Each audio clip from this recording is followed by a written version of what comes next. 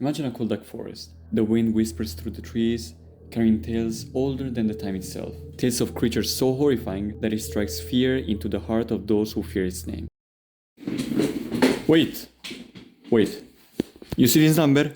97% of you guys are not subscribed, so subscribe right now. Okay, sorry, bye!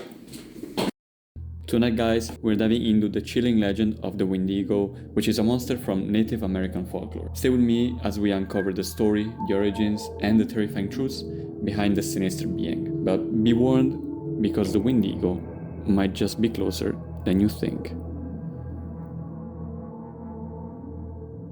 The legend of the Wendigo originates from the Algonquian-speaking tribes of North America, including the Cree, Ojibwe, and the Mi'kmaq people. I hope I pronounced that right. According to their stories, the Wendigo is a spirit of pure evil, a being born from hunger and greed. It's said that during harsh winters, when food was scarce, some people would resort to cannibalism to survive, but eating human flesh came at a price. Those who indulge in this act were cursed, transforming into a Wendigo, a creature that is forever hungry, always searching for its next victim. Physically, the Wendigo is described as tall and gaunt with the sunken eyes and skeletal frame. Its skin is pale and stretched tightly over its bones, and its lips are often torn or missing altogether. Some say it has the head of a deer with massive antlers, while others describe it as a more humanoid with sharp claws and teeth. What's worse is that the Wendigo doesn't just kill you, it possesses you, driving you mad with hunger. It whispers to you in the night, tempting you to join its ranks.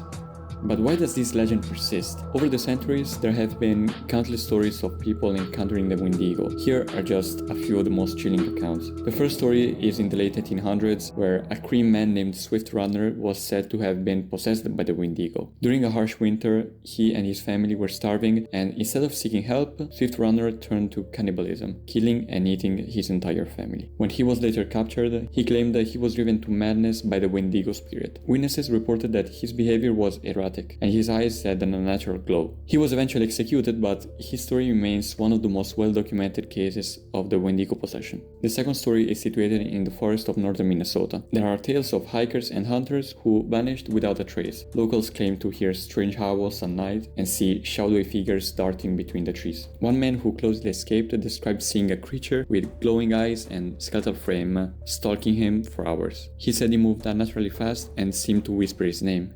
These stories aren't just tales. Many believe the Wendigo is still out there, lurking in the shadow, waiting for the next victim. The Wendigo legend isn't just about a monster. It's also a reflection of human fears and survival instincts. Imagine being trapped in a snowstorm, isolated from the world, with no food in sight. The desperation, the hunger, and the darkness of the human mind can create horrors far more than any physical creature. The Wendigo also symbolizes greed and excess. Even in modern times, some people use the term Wendigo to describe those consumed by their desire, whether it's power, money, or material things. The Wendigo is a reminder of what happens when we lose control and we give into our worst instincts. Psychologists have identified a condition called Wendigo psychosis. This is a rare disorder which is characterized by an intense craving for human flesh, even when other food is available. It's often linked to the feelings of isolation, guilt, and mental breakdowns. While cases of Wendigo psychosis are rare, they show how deeply this legend has influenced human culture and psychology.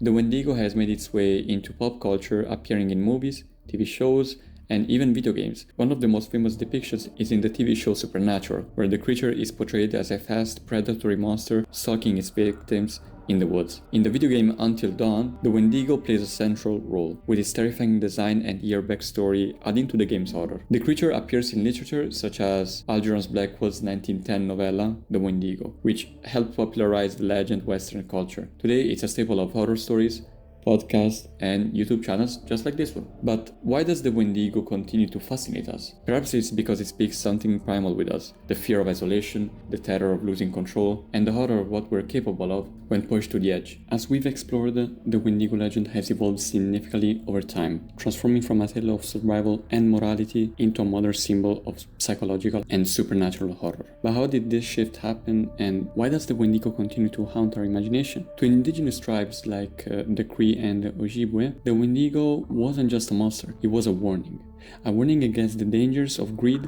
selfishness, and losing one's connection to the community. In a world where survival often depends on unity, the Wendigo represents the breakdown of that unity.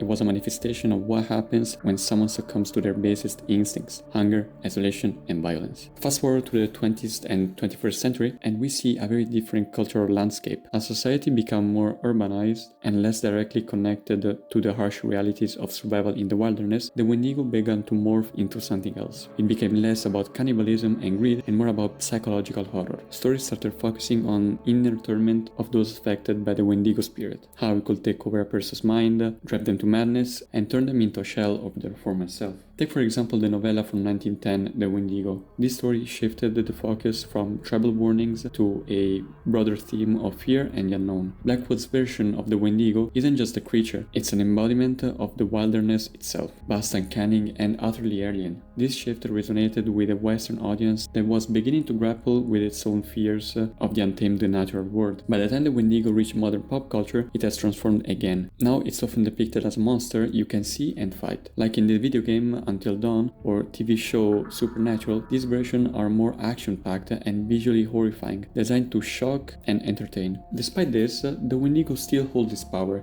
It speaks to universal fears, isolation, starvation, and loss of humanity. It's why the creature continues to appear in books, films, and even internet folklore. The Wendigo adapts to fit anxieties of every generation, whether it's fear of being alone in the wilderness or the fear of losing control in a modern, fast-paced world. So what does the Wendigo mean to us today? Is it still a symbol of greed and excess, or has it become something more? A reflection of our darkest fears, both external and internal?